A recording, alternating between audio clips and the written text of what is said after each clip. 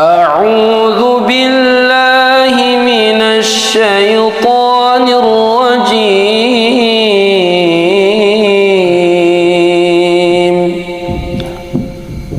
بسم الله الرحمن الرحيم. Assalamualaikum warahmatullahi wabarakatuh.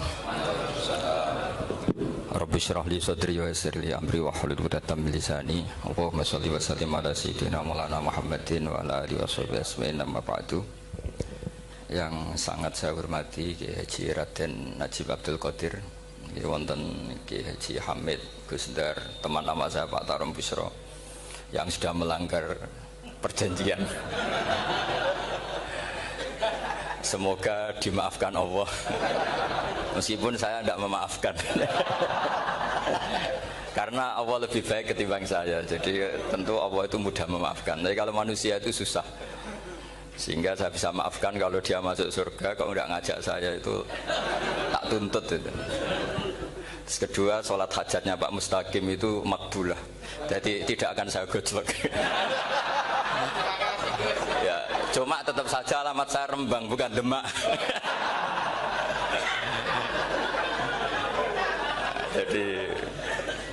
Jadi kalau minta ada digojlok itu yang bener gitu. Ini akte saya, KTP saya semuanya Rembang, bukan Demak. Tapi bisa ditakwil, mungkin saya kalau ke Jogja lewat Demak gitu. Tapi kalau itu takwilannya ya lewat Semarang, lewat Ungaran, macam-macam. Jadi itu takwilan yang salah.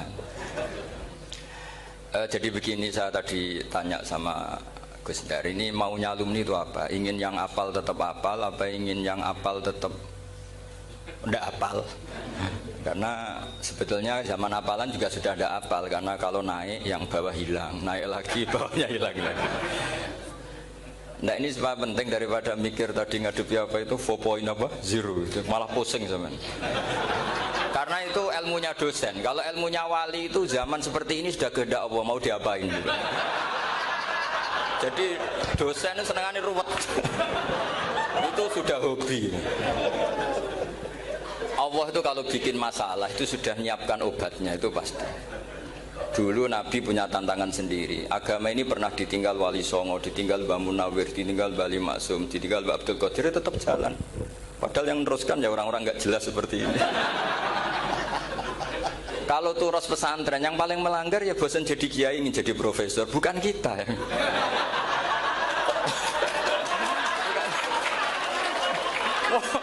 Yang bosan itu tidak kita, yang sudah ganti gelar itu. Tapi kita ya tidak apa-apa ya. Jadi nggak usah dijaga, turus itu biasa saja. Jadi biasa saja, menurut saya zaman itu biasa saja. Jadi Allah itu kalau bikin masalah itu ya bikin solusinya, itu sudah min sunnatillah. Jadi saya itu tidak pernah mikir, betul, saya itu nggak pernah mikir agama ini nanti kayak apa, enggak. Selain saya tahu Allah yang akan menjaga agama ini, dipikir gak dipikir, memang kalau zaman lebih buruk ketimbang kemarin, itu sudah nasnya Nabi. Ma min yaumin illa ba'dahu syarrun min. Nah ini karena materinya sanad, mungkin ini spesifikasi saya. Saya mohon sanad itu ditulis tapi tidak diimani. Jadi yang ditulis itu hanya sebagai perangkat mudawwan. Karena kalau sampean imani itu bahaya, karena nanti tidak hadits tawatur. Makanya kritiknya para ahli hadis terhadap sanatu ahli qiraah, misalnya jenengan dari Gus Najib, dari Mbak Abdul Qadir atau dari Mbak Arwani, kemudian Mbak Munawir, kemudian Syekh Yusuf Ad-Dimyati, terus Syekh Sa'ad Antar, misalnya sampai Syekh Haruni dan seterusnya. Itu kan hanya menyebut satu orang. Ini harus dicatat. Padahal sanad khususnya Quran itu lafadznya harus mutawatir. Kaifiyatul ada juga harus mutawatir. Jadi harus riwayatu jam'in an jam'in la yumkinu tawatuhum alal kadzib. Makanya kalau ngaji sanad itu harus bersamaan dengan itu kita katakan bahwa menyebut Mbah Munawir itu fardun min afrodil am. Karena kalau enggak berarti sanad kamu menjadi ahadi. Kita tahu kan hadis riwayat ahadi itu masalah. Masalah apa enggak? Masalah. Hadis itu yang keren, yang mutawatir. Padahal Quran itu fauqal hadis. Makanya saya bilang sanad itu ditulis tapi tidak usah diimani. Kalau itu tok. ya harus diimani kalau itu sebagai jam'un an jam'in, kebetulan taunya itu lewat guru. Jadi kita cara berpikir ya, sebetulnya semua Quran itu riwayat jam'in an jam'in, dari kelompok besar ke kelompok besar. Kebetulan tahu kita dari satu orang, misalnya Mbak Munawir atau Mbak Arwani atau Gus Najib atau Mbak Arwani dan sebagainya. Saya itu punya bapak, buyut-buyut saya itu hafal Quran. Mereka ya pantangan malah, makanya itu sirinya. Kenapa kadang-kadang kiai dimintai sanad tuh nggak mau. Tapi kalau sudah ahlinya nggak minta pun dikasih. Itu dulu tradisi ulama dulu gitu. Sufyan Ats-Tsauri kalau dimintain sanad santrinya bilang gini, sudah kamu pulang saja. Kalau saya sudah tahu kamu benar, saya datang ke kamu tak kasih sanad. Saya yang datang ke kamu tak kasih sanad. Saya itu punya sanad ya baru-baru. Saya bangun mendekati wafat baru dikasih. Karena nunggu tadi, nunggu kelayakan. Kalau tahu-tahu minta sanad kan gaya-gayanan tok. Terus dicetak di figura. Terus seakan-akan legal jadi muridnya Gus Najib. Itu aneh. Saya ulang lagi ya, jadi kita harus ngadepi satu hukumnya Allah. Kalau sanadul Quran itu harus mutawatir. Kalau mutawatirnya riwayat itu jam'in an jam'in sing la yumkinu tawatuhum alal gadid. Jika kita nyaman, misalnya kita mau tidak mau menyebut setelah hafaz, itu kita hanya menyebut asim. Setelah asim paling banter kita menyebut hanya dua, yaitu Abdurrahman As-Sulami, Abi Abdillah Abdurrahman As-Sulami. Ada yang nulis Abi Abdurrahman Habib As-Sulami. Itu di harokatnya kitab itu ada yang nulis Hubab. Yang benar, oh enggak, yang benar itu bacanya Habib. Habib itu As-Sulami, itu ikut marga Robi'ah dulu. Itu kemudian ditulis gurunya hanya dua, yaitu Abdurrahman As-Sulami sama Zirin bin Hubes. Setelah Zirin bin Hubes, sahabat yang ditulis itu hanya Utsman, Ali, Ubay bin Ka'ab. Ya, Utsman, Ali dan Ubay bin Ka'ab sama Zaid bin Sabit, hanya 4. Sekarang kita teliti betapa bahayanya itu. Bahayanya begini, Zaid bin Sabit itu orang Ansor. Artinya kalau orang Ansor itu tidak menangi periode Makkiyah. Bagaimana dia bisa meriwayatkan semua Quran sementara dia Ansoriun yang notabene hanya mengenal surat-surat Madaniyah, sementara ayat Makkiyah atau surat Makkiyah itu banyak. Dan Ubay bin Ka'ab sendiri itu ngajinya itu tidak banyak, karena dia harus ngaji sama Abu Bakar, Umar. Dan dulu nggak mungkin setoran kayak sekarang 30 juz karena masyhulun semua orang sibuk. Sehingga kita harus pastikan zikru fardin min afrodir ruwat atau zikru ahadin min ahadir ruwat adalah implementasi dari riwayatu jam'in an jam'in. Karena ini untuk menjaga status Quran harus mutawatir. Kalian jangan ngawur, itu bahaya sekali. Saya punya banyak tulisan tentang itu, dan karena kalau berupa tulisan itu biasanya terus jadi konsumsi akademik, tinggal seminar terus narasumber untuk duit macam-macam itu makanya saya tidak mau. Saya itu suka ngaji alami, sehingga kalau betul saya dikatakan viral itu saya tidak mikir, viral tidak mikir. Saya ini sudah cocokkan sama Gus Dar, mau daftar wali. Syaratnya wali itu gak peduli dengan makhluk. Kalau saya peduli berarti terdegradasi nanti. Sudah cocokkan sama Gus Dar, Gus daftar wali. Angel Gus, sekarang yang peminatnya tidak banyak kata saya. Karena zaman akhir itu peminatnya jadi rektor tadi. Jadi ini nanti dicek saja, nah dulu mana saya dengan Gus Dar. Karena buyut-buyut saya itu ya sepuh, sama sepuhnya sama buyut. Karena buyut saya kandung itu diantara namanya ada Mbak Maksum. Mbak Maksum itu bin Soleh. Mbak Soleh buyut saya kandung itu gurunya Mbak Soleh Darat. Jadi buyut-buyut saya juga kasepuan. Gus ini juga kasepuan, jadi adu kasepuan. Yang jelas itu entah menang mana tidak tahu. Sing wani rokok berarti menang. Karena berarti berani tidak sopan gitu. Tapi bisa saja menang saya karena legowo. Tadi pamit saya, Gus saya rokok boleh-boleh. Jadi dia lebih keren karena nggak sopan, saya keren karena jembarati. Berarti setingkat lah kira-kira gitu, setingkat. Kalau Gus Hamid karuan pernah palik ya, nggak perlu sopan sama Gus Dar, memang ini kan paliknya.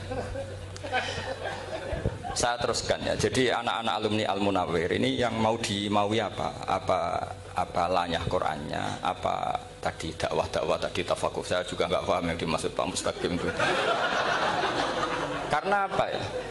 Ilmu itu ditulis itu sebenarnya berdasar minatnya penulis, bukan berdasar kehendak Allah. Buktinya gini, sebelum ada metodologi penyebaran agama, itu agama sudah jalan. Ditinggal Nabi Wali Songo agama sudah jalan. Penulis gue disertasi dokter enak, weh, harusnya gini. Zaman rong nulis, mbok tulis, wah agama wis mlaku. Sebenarnya orang nulis itu kan untuk gelar doktoral, untuk kenaikan pangkat. Mana ada kiai-kiai itu menjadi pinter karena tulisan para doktor? Nggak ada. Agama ini sudah jalan tanpa panduan para penulis dokter-dokter itu. Dulu mana ayo mereka dakwah sama panduan tulisannya? Dulu mana? Dulu dakwahnya. Terus itu dianalisis. Oh, terus analisis jadi disertasi. Makanya saya tuh jarang diundang orang mau kalau nggak pernah sepuh. Cuma sial saya yang pernah sepuh ternyata banyak. Akhirnya saya tuh bikin kaidah agak salah dulu. Saya mau diundang hanya yang pernah sepuh. Ternyata yang pernah sepuh itu banyak. Ya, kemarin saya datang di hallnya Ki As'ad, terus dia datang di hallnya Pak Hamid. Karena mbah saya kandung itu sepupu sama Pak Hamid Pasuruan. Saya buyut-buyut saya itu orang Lasem sama orang Kudus. Sebenarnya kalau saya mau nakalan itu pakai buyut saya tertua itu, tapi kayaknya enggak lah. Nanti mereka malah ngedunam di Adam malah selesai. Karena kalau saya pakai buyut saya yang Mbah Soleh itu, yang gurunya Mbah Soleh Darat itu, nanti sampean pakai Nabi Adam, bisa tuntas saya. Meskipun saya mungkin lewat Kobil atau lewat Habil, nanti cocokan lagi. Jangan-jangan jenengan yang lewat Kobil, saya Habil. Malah panjang lagi, nggak tahu aktenya juga nggak. Kira-kira kan delok potongannya. Kalau yang alim kayaknya pantasnya lewat Habil. Kalau yang nggak alim ya pantasnya lewat nggak tahu. Campuran ya, kombinasi. Tapi begini ya, Quran itu al-mira fil Quran kufrun ya, atau al-jidal fil Quran kufrun ya, ada dua riwayat. Memperdebatkan Quran itu kafir. Nah, awal debat itu karena Quran dianalisis. Sehingga karena dianalisis ini sebetulnya yang masuk itu analisisnya para analis, bukan hakikatul ilm. Misalnya gini, para dosen atau para peneliti itu harus pernah jadi wali 2 menit saja, tidak usah lama-lama. Karena grup wali juga gak terima kalau ini jadi wali lama-lama, karena ada aturannya. Kalau dalam istilah Syaikhul Qadir Al-Jilani, fasalab tuhalah, kalau orang wali gak layak tak beredel katanya gitu. Misalnya begini, ada kiai yang milih zuhud, cuek terhadap perubahan zaman. Sebetulnya orang analis akan bilang itu cuek, tidak peduli dengan sekelilingnya. Tapi di dunia wali, orang cuek itu mutawakkil ala Allah. Makanya dalam kitab hikam da'it tadbir fama qoma bihi ghairuk la tuqim bihi nafsak. Sudah, kamu tidak usah mikir dunia, ini sudah ada al-mudabbir, yaitu Allah Subhanahu wa ta'ala. Kamu mikir, tidak ikut punya kok kamu pikir. Hidayat yang milik Allah, rezeki yang milik Allah, kamu pikir, tidak melok duwe kok pikir.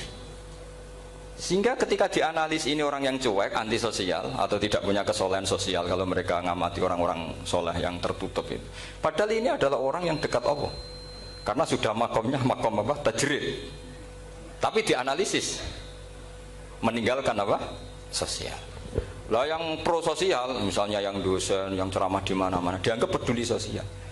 Jangan-jangan peduli nasibnya sendiri. Karena ya ada untungnya gitu.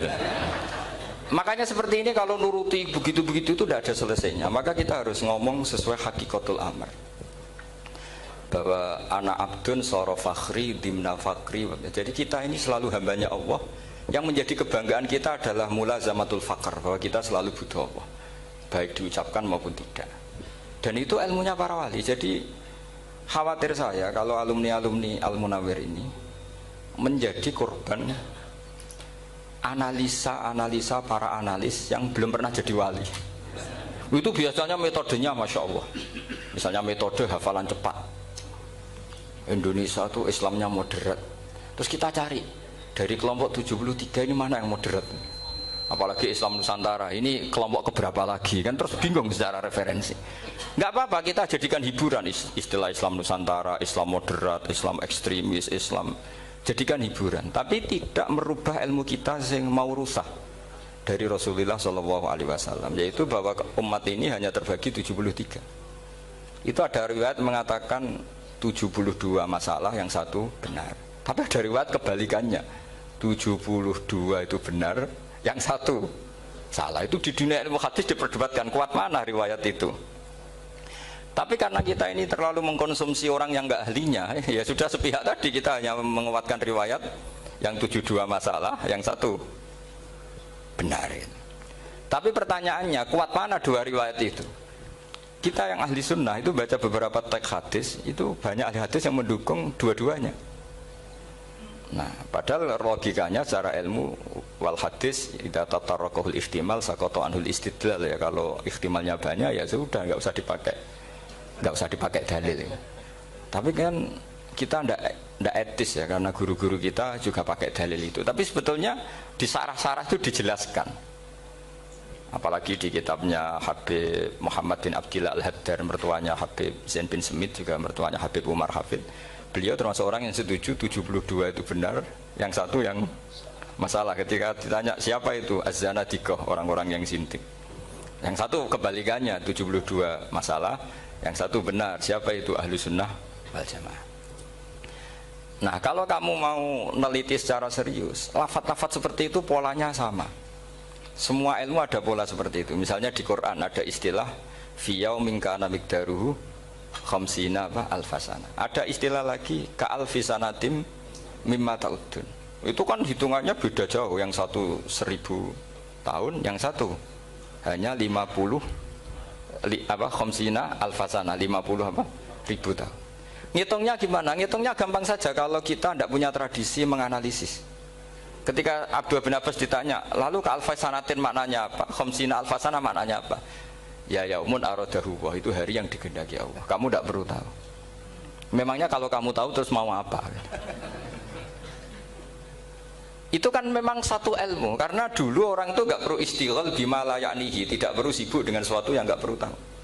Malah orang dulu itu punya jargon wa inna minal ilmi la jahlan, sebagian ilmu itu jadi bodoh. Misalnya gini, saya tadi kenalan sama Pak Mustaqim, saya tidak akan tanya bapaknya siapa, mbaknya siapa, karena itu tidak penting bagi saya. Yang penting saya itu nyari ilmu yang menjadikan saya diridani Allah. Sehingga orang dulu itu kalau kenalan itu nggak pernah tanya, karena dianggap nggak penting.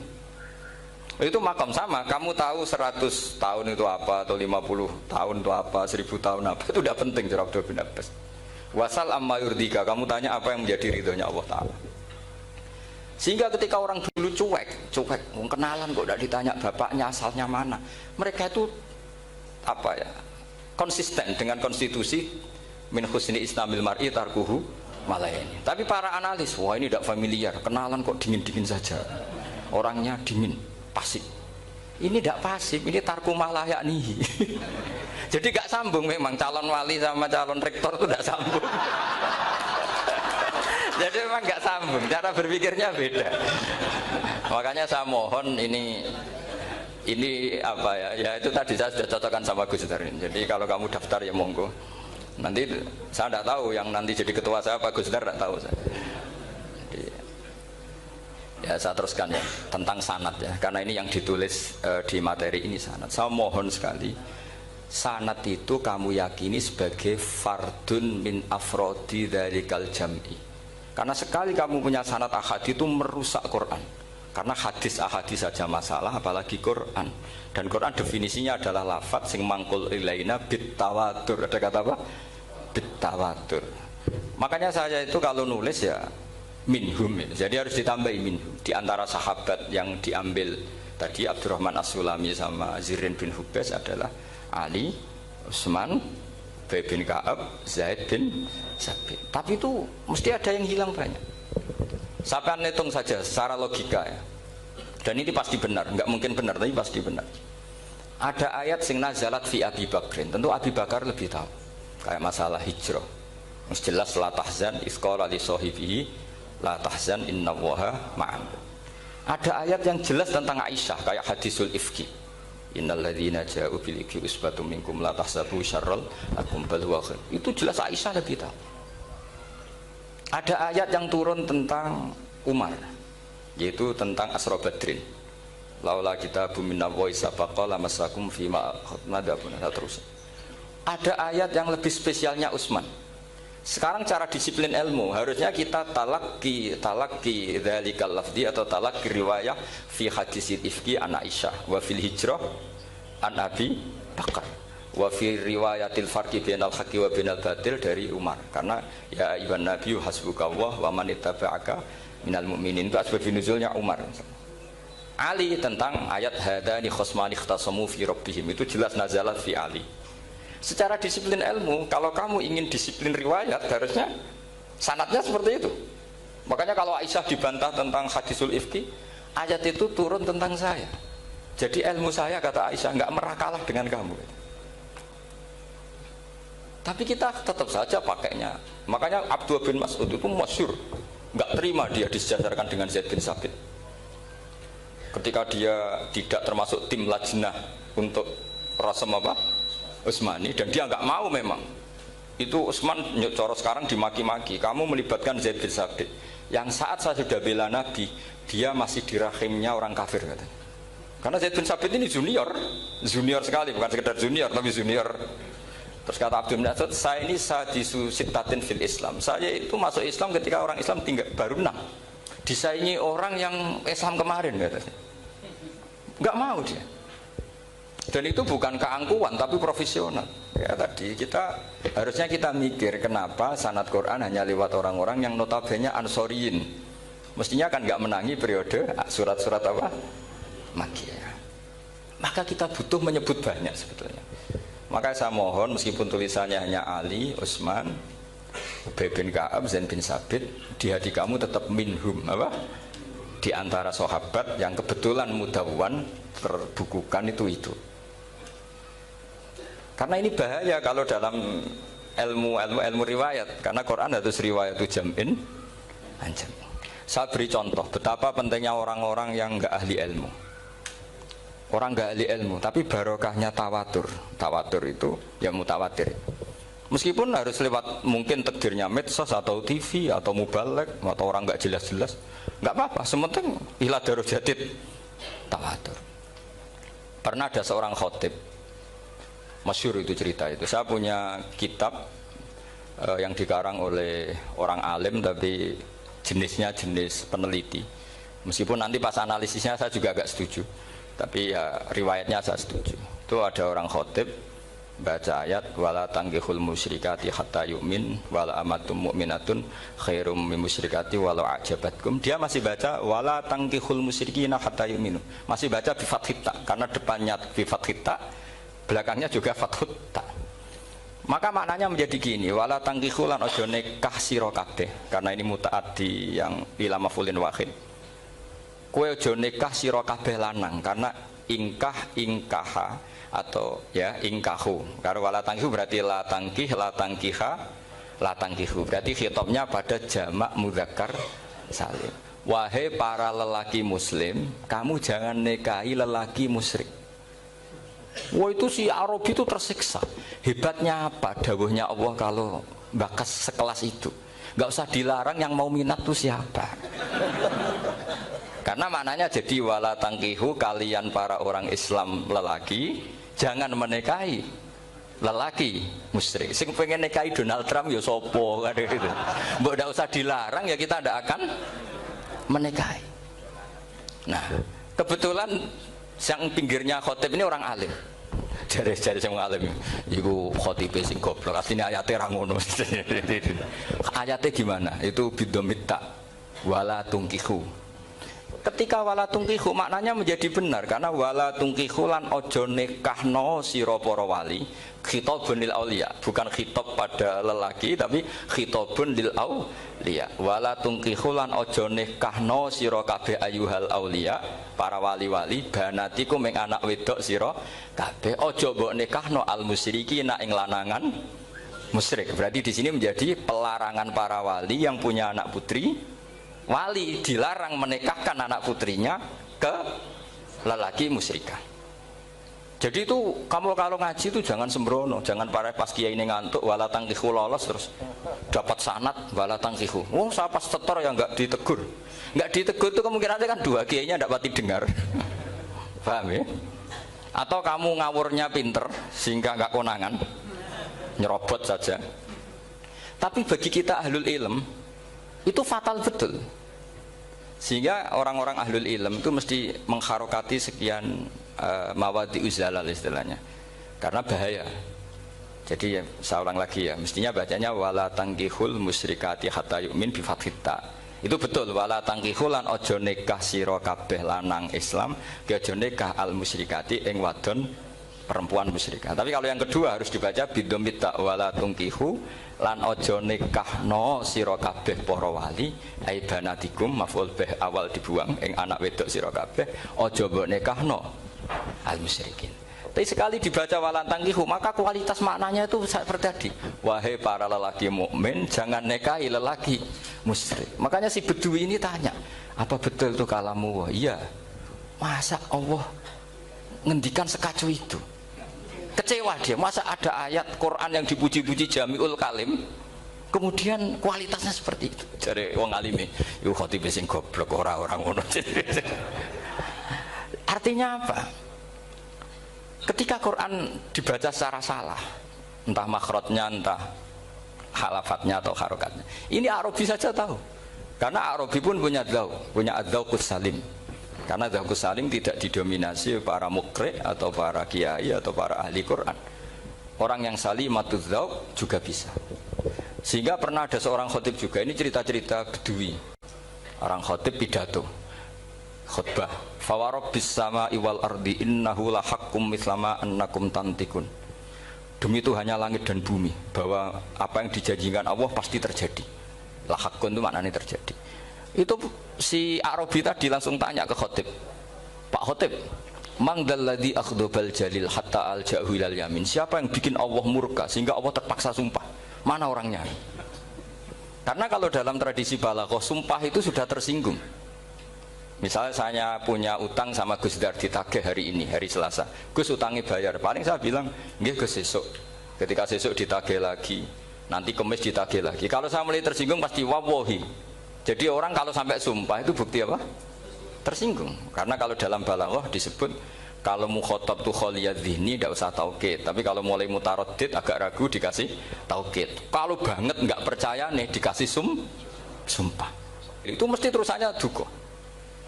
Itu kaidah tuh, nggak bisa enggak. Karena al-yamin atau al-qasam itu ya dulu alal ghadab. Makanya langsung si Arabi tadi tanya, "Man dalladzi akhdabal jalila hatta al-jawil al-yamin?" Siapa yang bikin Allah tersinggung sampai Allah terpaksa sumpah? Ini dzauqul Arabi, dzauqul Badawi, orang yang sangat betul. Karena Quran mutawatir lafdzon wa dzauqon wa balaghatan wa nahwiyan dan sebagainya. Sehingga sebelum ada Imam Nafi', ini saya cerita khasnya ahli Quran, karena bapak saya, buyut-buyut saya itu hafal Quran.